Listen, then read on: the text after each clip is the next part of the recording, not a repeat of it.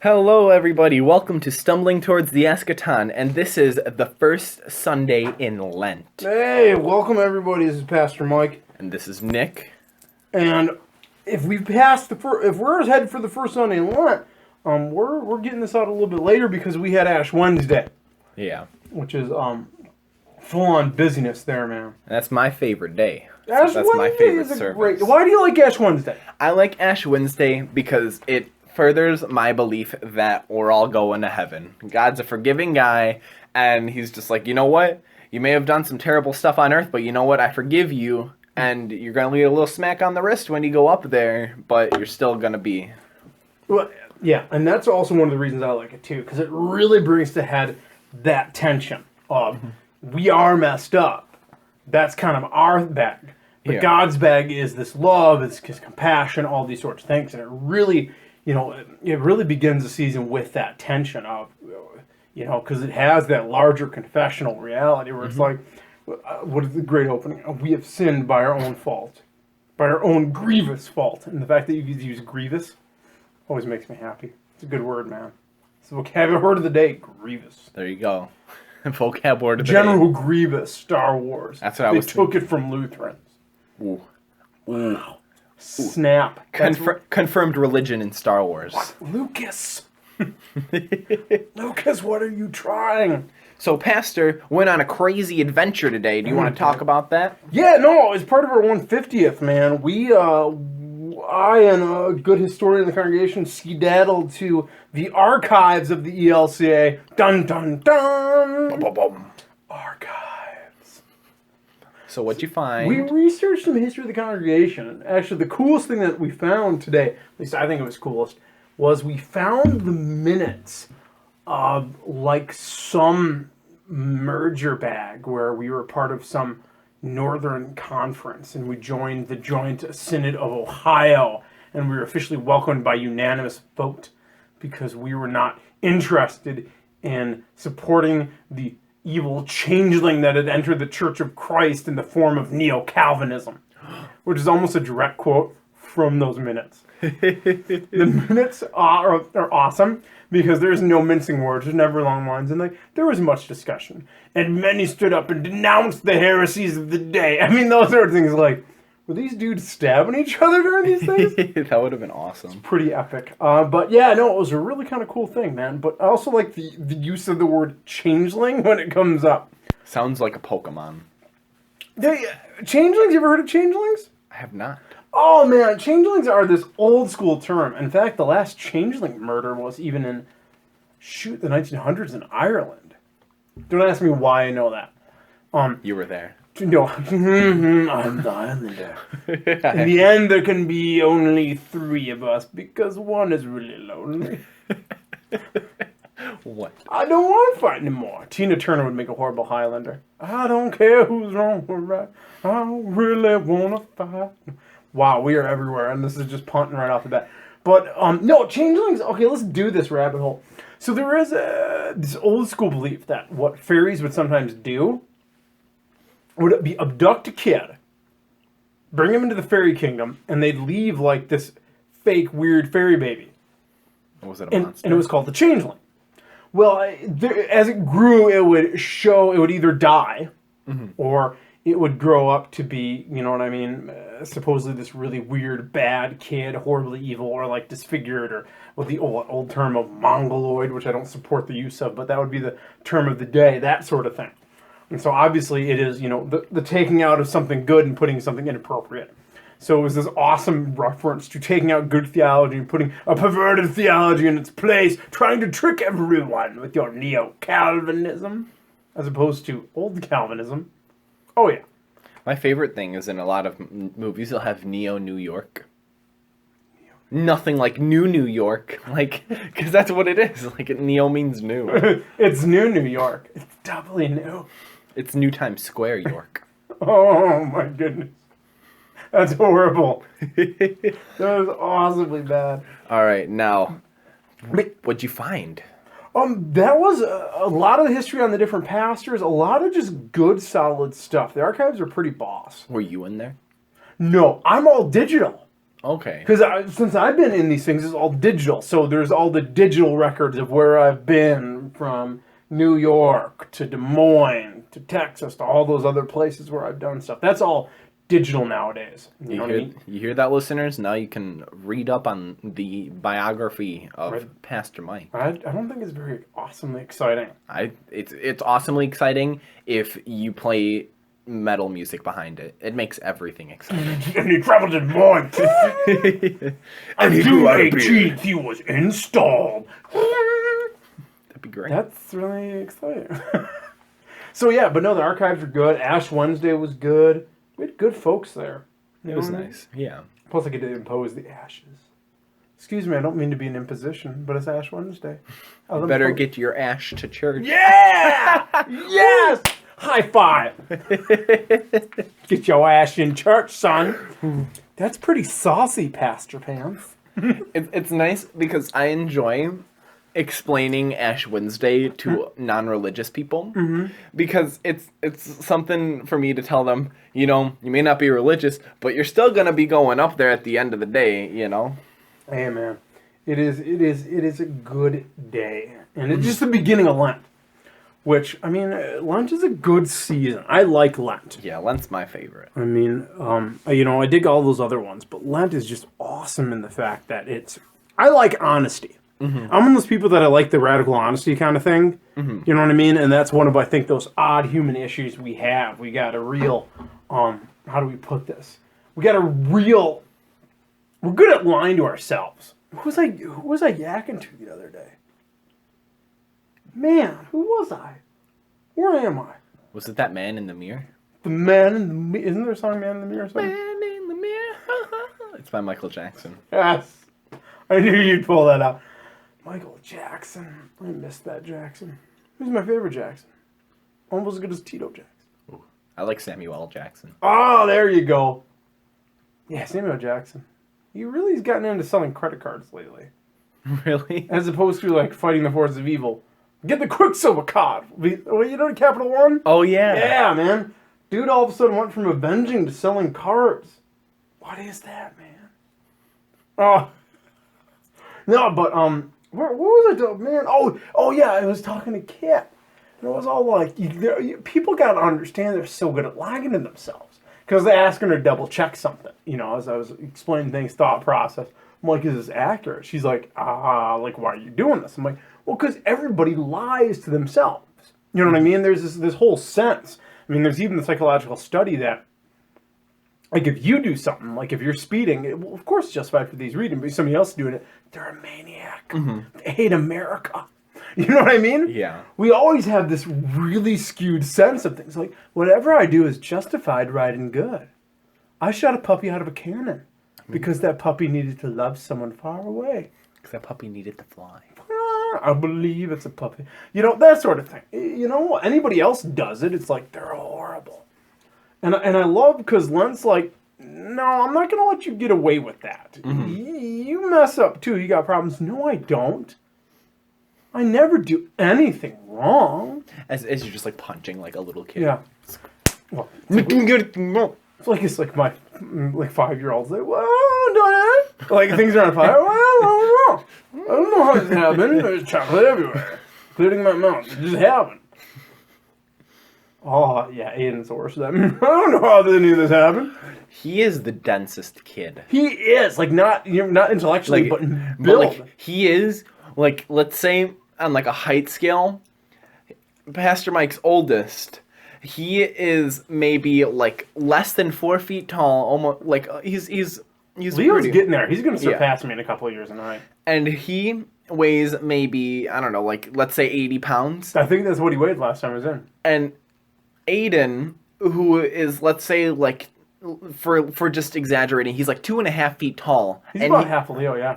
And he weighs about like double what Leo weighs, but he's not big. He's just dense. Like, yeah, I think honestly he's a black hole inside. Box like, or eats them. You know what I mean? Yeah. He is. No, you're not the first or last one that notices. And he's funny too because Leo has got the legs and runs like a gazelle. He's like, you know what I mean? Does he run exactly like when he's like, why? Well, he'll skip and he's like, oh, you know. And they're coming home, and Leo will just get antsy, want to get home, and Aiden will just have to put his head down and be like, "Ugh," you know, like he's grinding out. Every time he runs, it's like, "Ugh." That's why when Aiden ran the crop walk with me, he ran maybe a mile out of it. But he burned his little legs out. And he did that, and then I'm just like, do you want me to carry you? And he's like, yeah, put me on your shoulders. Of course and I was like, I do. all right. And I went, and it felt like I just had the weight of the world on my shoulders. And I ran the rest of that crop walk, and I was dead afterward. Oh, yeah. He's funny. Honestly, when Aiden runs, he looks like, you know how sometimes football sprints will have like the parachute on him? Yeah. Honestly, whenever he runs, it looks like he's got a parachute. Like he's fighting against it. Trying. And he just puts his head down and he goes. It's awesome, hilarious. Leo's like, I'm made of wind and hope. And Aiden's like, I'm a rock. Yeah, I like Leo's run because it's like the stereotype kid run where like they run and just like everything's going everywhere and he's just running. Yeah, it's like a squid got shot out of a cannon. Yeah. All right, let's bring this back to But Lent. honestly, that's the great thing with Lent. And one of the cool things is then we got our first Lenten reading. And it's this really awesome one. And it is one of my favorites. It's the temptation. So one of the cool things about this is that, so you get in almost all the Gospels, I think it's all of them, but I know at least the Synoptics, Matthew, Mark, and Luke. John, I believe, had as well. Again, I was at archives all day and my brain is fried. When you're looking through 1880s manuscripts in German, boy. But it's this great thing where after his baptism, Jesus is out in the wilderness for 40 days. Now, we're not talking like wilderness like, hey, I'm just going to go up to the north shore of Lake Superior wilderness. We're talking like nasty scrub desert wilderness, you know what I mean? Yeah. It's outside of Jerusalem. So he's out there and he's tempted for 40 days by the devil. Or Satan, excuse me. This is in the scripture, Satan. And so what you get then is these three great temptations he gets. And the first one is like he hasn't eaten for like 40 days. I would be hungry. Me too. I don't know about you, but I'd be like, I could use some nachos in the wilderness. So the first temptation is like, Satan's like, hey, you know what? If you're the son of God. And it's always these if you're the son of God things. It always begins with this. And it's a really cool construction in Greek, but we don't need to get into that. But, because again, I'd be the only person that, oh, it's interesting. I'd be like, Mm-hmm. Turn these stones into bread. He resists. The other one is, come up to the top of the temple, jump off, angels will catch you. Jesus is like, no. You know what I mean? Don't put the Lord your God to the test. Those sorts of things. And then there's also the other one where he's like, if he takes him to the top of the mountain, he's like, if you worship me, I will give you all these kingdoms to rule over. And he resists these temptations. And then he passes through the test, yada, yada, yada. And I love this text. And even Dostoevsky has this awesome thing from like the brothers Karamazov about this too. But, I mean, these are three huge temptations. And I think they're the three huge temptations that people get caught up into and the church can get caught up into. Mm-hmm. You know what I mean? Because if you look at it, there's the temptation of stuff, there's the temptation of show, and the temptation of power. You know what I mean? Yeah. Because, I mean, at the most simple level, if you're hungry, bread is all sorts of things. But, I mean, we got it in the temptation nowadays of, hey, just get more. Mm-hmm. Here's the stuff, this concrete thing. You also have that wild temptation of, again, fame. I mean, how many people line up to do, like, American Idol or all that other stuff? Like 3. Yeah. 3 guys who are like, hey, man, Simon Cowell, dude. I brought my jam band. No. Yo, I'm British. I can't even do a British accent right now. That's how rough it is, man. But you know what I mean? People want this fame or this show or this ego. Sometimes even the Facebook effect, where it's like, I will put on Facebook the best moments of my existence and claim they're the norm. Mm-hmm. You know what I mean? Yep. Nobody's ever like, selfie, I look like I got hit by a train. You know what I mean? Yeah. Like, first thing in the morning, or like even like the no filter, it's like, I don't know, it looks pretty filtered to me. No filter. It's in black and white and has like a light shining in. And like an rainbow. emoji behind you. Hashtag no filter, no Photoshop. Where'd that emoji come from? You have that? It's on my wall. It's a mole. I don't know how I got that. But it's the new taco emoji. Taco emoji. I don't know. Are they have an emoji for everything nowadays? Yeah, they have an emoji of emojis. emoji. They have an emoji of an umbrella sitting at the beach, and it's just an umbrella leaned back in the sand, and that's it. What? Have we really reached that point where we need like pictograms to communicate these things? Yeah. I mean, Taco Bell, or not Taco Bell. Taco Bell! Pizza Hut has, if you send them a pizza emoji, they'll send you your favorite pizza. They'll, like, bill your account, and then they'll send you the pizza. Are you serious? Yeah, you'd be like, pizza, and then be like, it's on the way. Not even type pizza, but... You just send them a picture of a pizza, like the emoji of the... Pizza. I need one. It will come to you. Holy cow, we're getting bad, man. I know. We're going to be communicating by, like, a rebuy or something like... What, the rebus? You know, those sorts of things? Yeah. That'll be our sentences in the future. The rebus. That's going to be the new movement. It's going to overtake hipsters. The rebus people? I only communicate by rebus. Star X minus S. That doesn't say anything. Tarax. Tarax? Yes. It's my new planet. Making that up. But you know what I mean? And then there's power. Everybody wants power. I mean, everybody, I don't know. You know, and these are these temptations. You know what I mean? And I think the church sometimes falls into it. You know what I mean?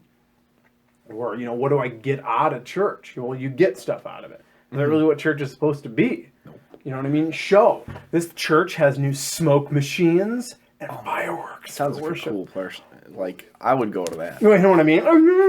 The pastor descends from, like, this wire, like, playing a guitar. I prefer if he came down on it with a kazoo, and he's just like... That'd actually be great, you know what I mean? For show. Like, there's a whole, like, epic orchestra behind him, and he descends, and then... Is he playing A Mighty Fortress on a kazoo? Yeah, it's the new thing. There is a video I have to show you another time. It's called Kazoo Kid, and it's pretty great. And power. I mean, how many churches want to just condemn everybody and do all those sorts of things? There was one thing that I really enjoy about Lent, and it's when we were doing the readings yesterday, it's from before. I don't remember if it was yesterday's reading or not.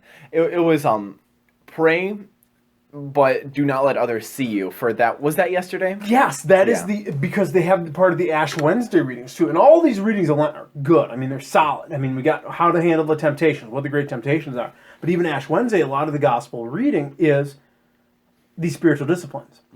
Of when you fast, don't be like this. When you give alms, be like this. When you pray, and those are, you know, it goes over those Lenten disciplines, or even the great piece of life. But it says, go on. You pray like you pray to your God, and you don't really be like, oh man, I just prayed. I'm really cool. You do it behind closed doors, and you're just like. And why does Jesus say behind closed door? Because. Well, no, it's got that great line, and it's even tied into the temptations, because you have the Pharisees. He's like, when you pray in secret to your Father in secret. Do not stand on the corners and raise up long prayers like the hypocrites who do it for show. You know what I mean? He lays out there that even then there's a temptation to do my spiritual discipline for show. Is my faithfulness? You know what I mean? Is it all about me showing everybody how awesome I am? You know what I mean? I have like a full Jesus Christ tattoo on my back. You know what I mean? And then I wear to the beach and I'm like, oh yeah, I'm the best Christian. You know? And because the Pharisaic movement was even the struggle of, you know, Jesus like, you guys are doing it for show, which is one of those temptations. And when we were talking about the widow and the high priest, how the widow gave everything she had, and the priests are just like, Jesus just like, don't be like them and say long prayers just for show. Like, don't. Exactly. And yes, you are spot on. Is that part of Lent? Why do you think that's so important? Because you're on a roll. Keep going. I'm just a little stoked, so I got to rein it in. And I just.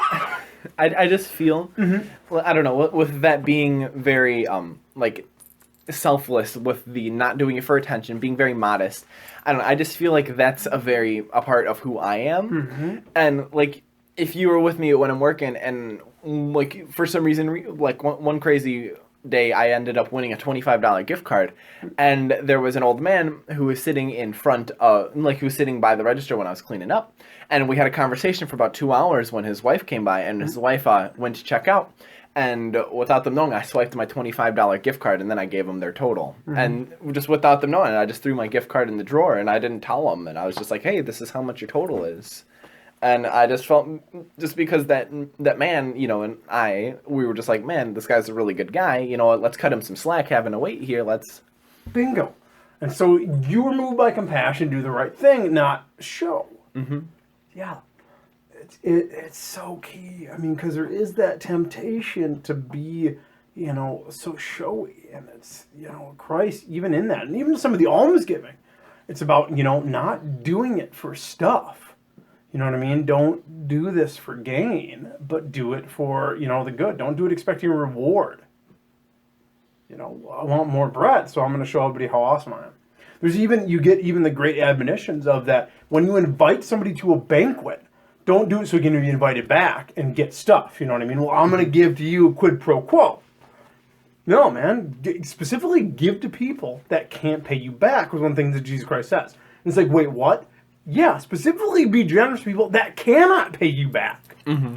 And it's, what? And, yeah. Well, that's what I talk about with John all the time, because John, you've met John. John he's a good dude. He's a good dude, but he's a good dude that has no money. And so I joke to him all the time, and probably I spent a lot of money on John, and I said, John, you got this tab with me for, let's say, about $400 with all the stuff that I get you, just that kind of stuff. And he's like, Bubby, you do that, but I pay you back with love. And I was like, that's why I keep getting you stuff. Like, you're being a good guy, and I know that you just,